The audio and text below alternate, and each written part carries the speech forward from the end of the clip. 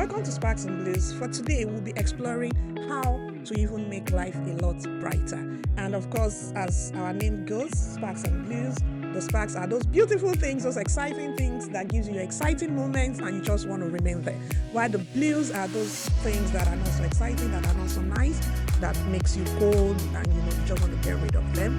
And the good thing is here at Sparks and Blues, we encourage you to keep following our pages and to subscribe to our YouTube channel because you will be pumped up with such topics that will keep you sparked up and keep your life quite excited.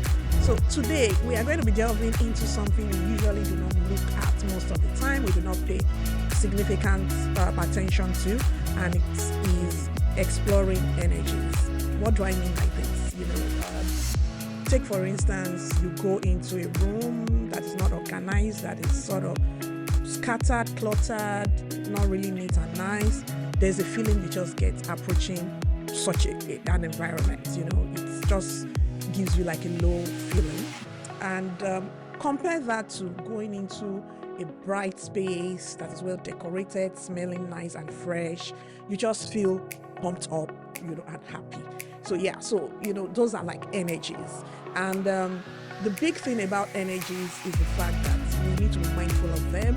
We need to pay detailed attention so that we can pick energies and then also know how to respond to energies.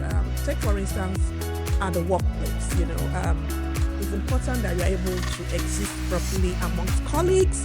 It's important that you're able to understand the energy in the room and know how to then respond to it. You don't necessarily need to just assume that the energy you carry is acceptable or is an acceptable standard for everyone. It's wisdom and it's encouraged. It's also advised that you take your time to understand the energy in the room, the energy in the system before you then deliver yours, so that you will be sure that your energy is aligning with the acceptable kind of energy required for such spaces.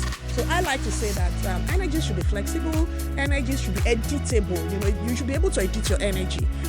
So it's not enough for you to just show up and say things like, I'm this, I'm that, and I think they should like me like that. That's no longer acceptable. What you should rather do as an intelligent person, as somebody that is looking forward to doing great things and growing, especially with career and in business, it's important that you take out your time to study the energy in those environments where you want to play in. And if you have a lacuna or you are lacking somewhere, you can easily just sort of do an adjustment. That's why it's critical. It's a big value to be somebody of a flexible mindset. That would go a long way to help you, to support you in adjusting, the kind of energy that is required in the spaces where you want to operate from. So it could be in your office, your place of work, in the church, or in the business environment, or probably you're even transacting with other institutions or organizations. It's important that you understand the energy, the wants. It's important that you understand the energies of, like I deal with loads of human resource people, and I quite understand their energies, so I simply come to the table with what they want to see. I might not agree with one or two things, but then I've mastered the art of coming to the table with the energy that the human resource people want to see, because those are the people that will pay my bills.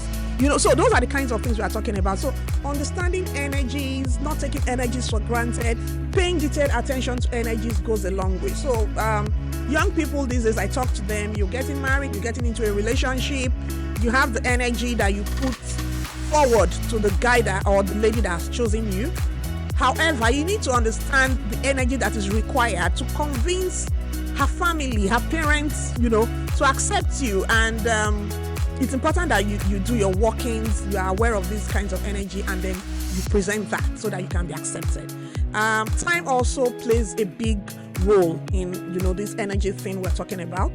So there could be certain energies required for an initial interaction, and then at the middle, and then later when you are able to show your vulnerabilities. So you do not go to spaces dropping your vulnerabilities on the table and saying that is your energy. You might just be losing out. You might just not be called upon. You might just not win doing that. So I'm speaking to you today to understand how energies work.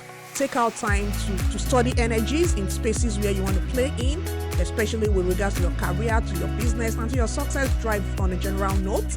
And then you don't just throw your vulnerabilities around, you don't just throw your shortcomings around. You know, we all have all of these things within us, but it's important that you take a chill, you put those things behind, study the energies of, you know, the people, the environment, where you want to play in, where you want to achieve from, and then make certain adjustments so that you can penetrate, and then, you know, things can work out. It's just called, like, you know, applying wisdom, being intelligent, being smart, and being emotionally intelligent, for lack of a better word. You know, that's what I'm indirectly trying to say. You know, you don't come out, you know, showing out everything from the first moment you are meeting people.